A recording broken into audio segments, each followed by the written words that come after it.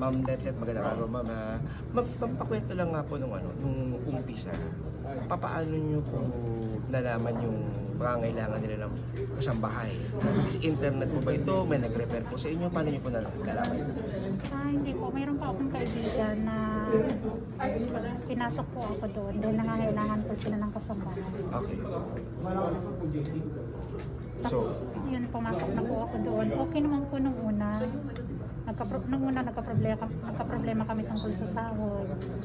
Tapos yung hindi sila tumupad sa tamang usapan na sahod.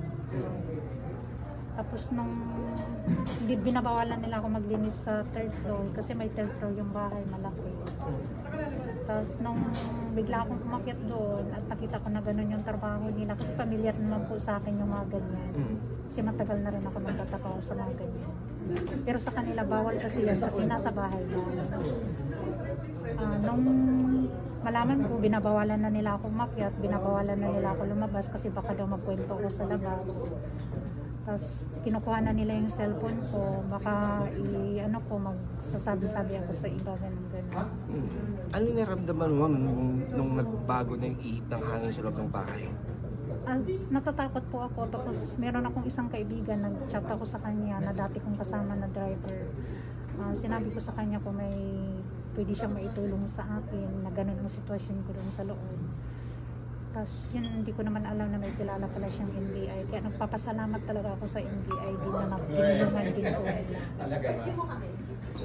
Ano pong plano niyo po ngayon, ma'am? Pagkatapos nitong lahat na to, gusto ko na umuwi sa probinsya para makapagpahinga na lang.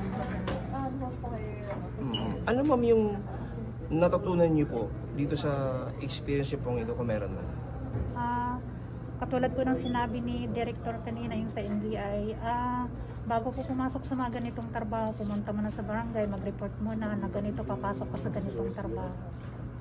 Ganun, para alam ng mga kamag-anak mo, ng kahit sino man na kaibigan mo na save ka sa ganyang lugar na yan, sa ganyang bahay na yan, sa mga katulad ko nila. Ma'am, huling bagay na lang sa akin, ma'am, bibigyan po namin kayo ng pagkakataon muli na magpasalamat ng buong puso sa NBI sa kanilang pagsagip po sa inyo. Nasa inyo pong pagkakataon, ma'am. Unang-una po, marami pong salamat sa NBI sa lahat po ng mga tumulong sa akin at saka nung dinala po nila ako dito para imbestigahan sa mga nangyayari. Hindi naman po nila ako pinapabayaan. Napakabait po nila sa akin. Maraming salamat po sa mga NBI na tumulong sa akin.